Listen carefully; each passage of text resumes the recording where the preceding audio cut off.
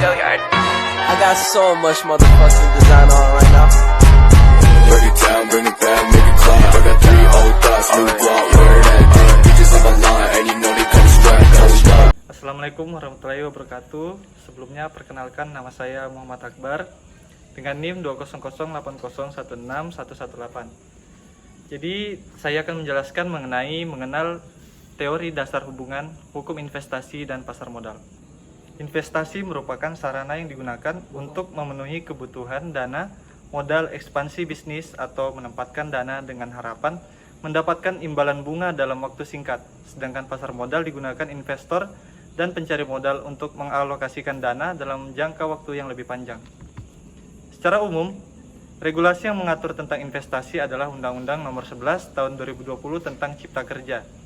Kemudian berbicara soal pasar modal, merupakan hukum yang mengatur tentang hubungan hukum antara investor dengan emiten atau perusahaan publik melalui bursa efek sebagai media tempat untuk bertemu.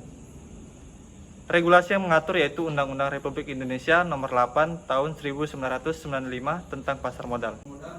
Pasar modal merupakan pasar untuk berbagai instrumen keuangan jangka panjang dengan jangka waktu lebih dari 1 tahun, seperti saham, surat utang atau obligasi, reksadana, dan berbagai instrumen derivatif dari efek atau surat berharga. Pasar modal merupakan sarana pendanaan bagi perusahaan dan pemerintah, dan sebagai sarana kegiatan berinvestasi bagi pemilik dana atau investor. Pasar modal bukan hanya sekedar pasar yang terdapat transaksi jual beli.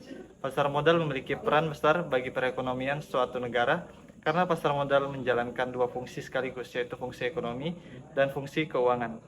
Yang pertama, fungsi ekonomi.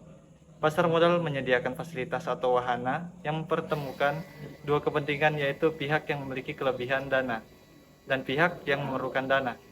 Yang kedua, fungsi keuangan. Pasar modal memberikan kemungkinan dan kesempatan memperoleh imbalan bagi pemilik dana sesuai dengan karakteristik investasi yang dipilih.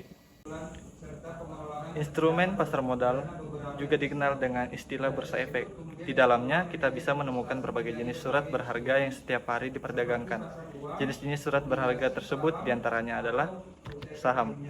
Saham merupakan surat berharga yang menjadi bukti kepemilikan atas sebuah perusahaan. Investor yang memiliki saham di sebuah perusahaan berhak untuk mendapatkan dividen atau pembagian laba.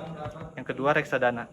Reksadana dikenal sebagai instrumen investasi yang menjadi wadah untuk pengumpulan serta pengelolaan dana beberapa investor.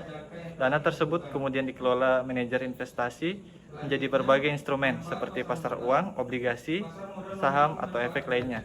Yang ketiga, surat utang atau obligasi. Kamu juga bisa mendapatkan surat berharga berupa obligasi di pasar modal. Kepemilikan surat utang dapat dipindah tangankan dan pemenangnya memiliki hak untuk memperoleh bunga serta pelunasan utang pada jangka yang telah ditentukan. Yang keempat, Exchange Trade Fund atau ETF. Surat berharga yang satu ini sebenarnya memiliki kemiripan dengan reksadana. Sama-sama dikumpulkan secara kolektif, hanya saja EFT bisa diperdagangkan di bursa efek layaknya saham. Yang kelima, derivatif. Selanjutnya, ada pula surat berharga dalam bentuk derivatif. Surat berharga ini dikenal sebagai bentuk turunan dari saham. Terdapat 2 jenis derivatif yang bisa kita temukan di pasar modal Indonesia, yaitu warrant dan right.